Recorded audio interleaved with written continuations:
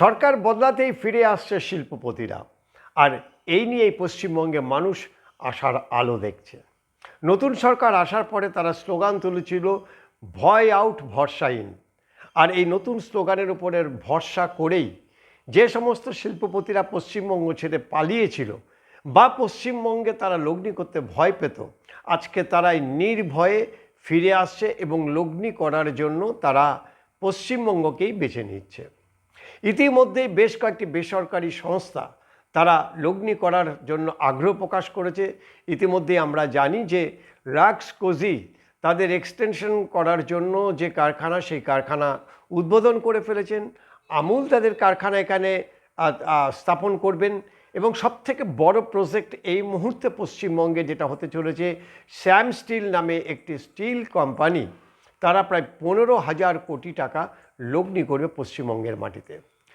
এই যে পরিবেশ, এই যে শিল্প বান্ধব যে পরিবেশ, এই পরিবেশটা বা এই ভরসাটা আউট হয়ে গেছিল। গত 15 বছর ধরে পশ্চিমবঙ্গে যে গুন্ডামি, মস্তানি, কাটমানি, তোলাবাজি, তার ফল পেয়েছে পশ্চিমবঙ্গ কার্যত তাদের যে সরকার, গত যে সরকার, সেই সরকার নির্ভর ছিল শুধুমাত্র মদ বিক্রি করে।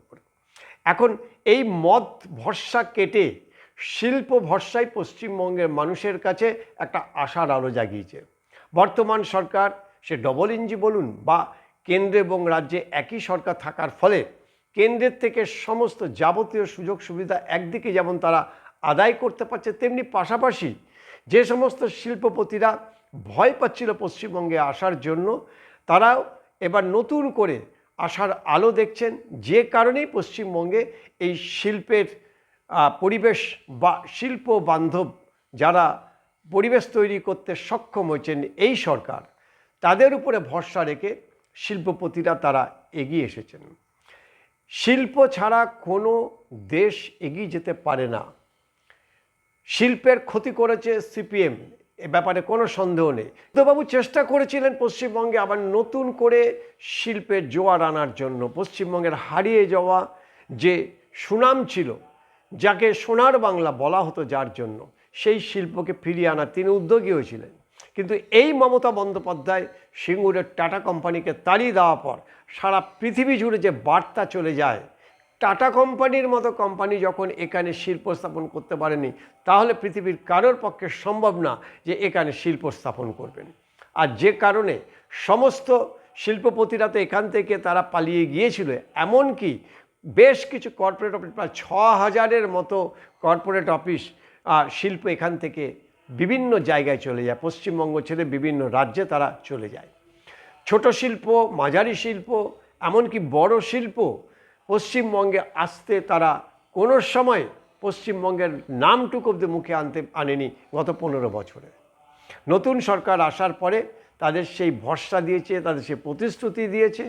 ফলে এখন পশ্চিমবঙ্গ শুধু মদ বেচে রাজ্য চালাবে, সেই পরিবেশ থেকে আস্তে আস্তে করে বা সেই পরিস্থিতি থেকে আস্তে আস্তে করে বেরিয়ে আসার চেষ্টা করছে।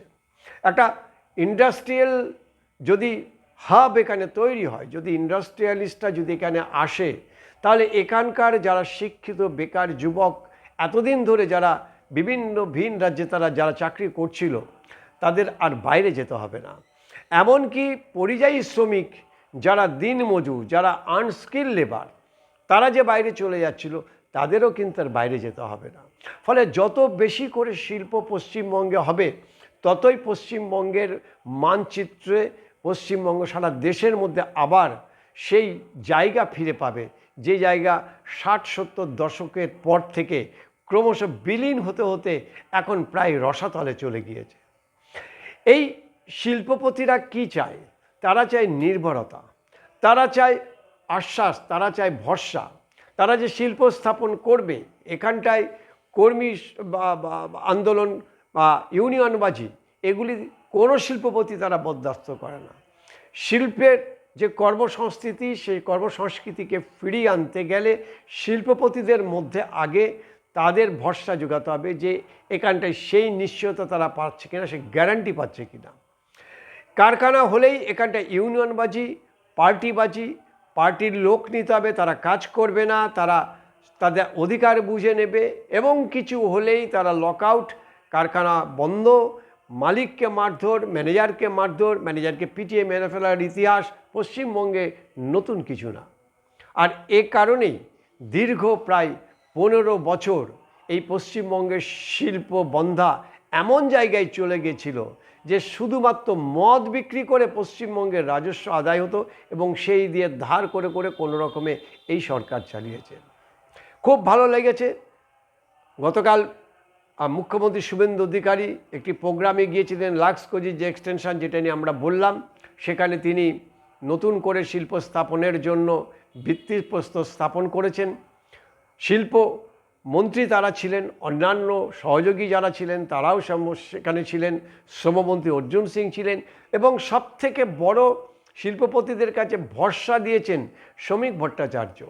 তিনি সরাসরি বলেছেন যে শিল্পপতিরা তার কাছে যেন না আসে, সরাসরি সরকারের কাছে যাক, অর্থাৎ শিল্পের ব্যাপারে বিজেপি সাংগঠনিকভাবে কোনো হস্তক্ষেপ করবে না বা কোনো পার্টিবাজি হবে না, এ কথাটা তিনি কিন্তু বুঝিয়ে দিয়েছেন।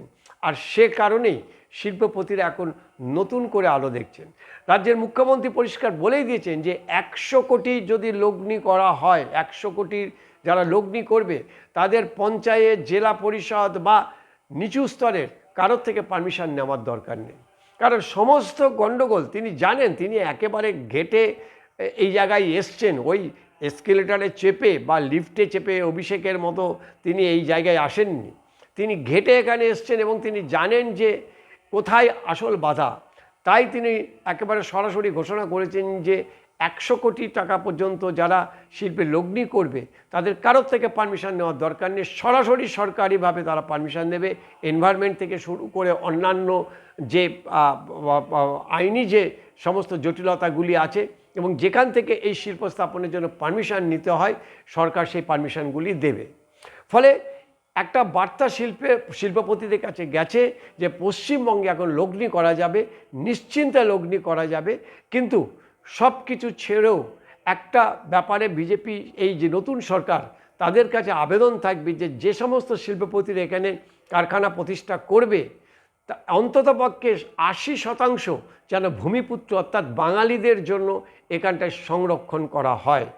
না হলে পশ্চিমবঙ্গে যদি শিল্প স্থাপন হয় তাহলে স্থানীয় মানুষদের কোনো লাভ হবে কিনা সেই প্রশ্ন থেকে যাবে। তাই পশ্চিমবঙ্গে শিল্প যেমন হবে তেমনি শিল্পপতিদেরও এই অ্যাসিওরেন্স দিতে হবে বা সরকারকে সেই অ্যাসিওরেন্স দিতে হবে যে আপনারা শিল্প করুন, আপনারা লগ্নি করুন, সমস্ত রকমভাবে সরকার সাহায্য করবে। কিন্তু 80% এখানকার ভূমিপুত্র বাঙালি যারা তাদেরকে কিন্তু কাজে এখানটায় যোগ বা চাকরির ব্যাপারে তাদেরকে নিশ্চয়তা দিতে হবে। না হলে পশ্চিমবঙ্গের শিল্প হবে, পশ্চিমবঙ্গের শিল্পপতিরা লগ্নি করবে, তারা আমাদের সমস্ত পরিকাঠামো তারা এনজয় করবে, কিন্তু ভিন রাজ্যের কারখানা, ভিন রাজ্যের শ্রমিকরা এসে এখানে তার ফায়দা লুটবে, এটা যেন না হয়। এটা যেন না হয়, এটা যেন সরকার দেখে যে এখানকার যারা ভূমিপুত্র, যারা শিক্ষিত যুবক রয়েছে, আনস্কিল লেবার রয়েছে, মালদা, মুর্শিদাবাদ, বীরভূম, যারা পেটের টানে বাইরে চলে যায়, পুরুলিয়া, বাঁকুড়া, তাদেরকে যেন এখানে নিয়োগ করা হয়। যে রোজগারই হোক না কেন সেই রোজগারটা যেন আমাদের বাংলার ছেলে মেয়েরা পায়, এটাই আবেদন থাকবে এই নতুন সরকারের কাছে। আমরা আশাবাদী, দীর্ঘদিন ধরে আমরা ভুগেছি, আমরা আগেও বলেছি, আবারও বলছি, পশ্চিমবঙ্গে যে পরিবর্তন হয়েছে এই পরিবর্তনের সরকার নিশ্চয়তা দিচ্ছে, আইনের শাসন প্রতিষ্ঠা করবে বলে তারা জানিয়েছেন। কালকে থেকে গুন্ডা দমন আইন চালু হয়ে যাবে, গুন্ডাবাজি মস্তানি করলেই তার ফল ভুগতে হবে, বিনা বিচারে 1 বছর আটকে রাখা যাবে, এরকম আইনও করা হয়েছে। ফলে সব দিক থেকে যদি বিবেচনা করা হয় তাহলে যে পরিবর্তন পশ্চিমবঙ্গে মানুষ চেয়েছিল, আপাতত এই সরকারের যে ভূমিকা সেই ভূমিকা দেখে পশ্চিমবঙ্গের মানুষ, রাজ্যবাসী হিসাবে আমরা কিছুটা হলেও আশার আলো দেখতে পাচ্ছি। আমাদের সন্তানদের ভবিষ্যৎ একটা ভালো জায়গায় যেতে পারে, একটা নিশ্চয়তা পাচ্ছি ভবিষ্যতের, একথা বলার কোনো অপেক্ষা রাখে না।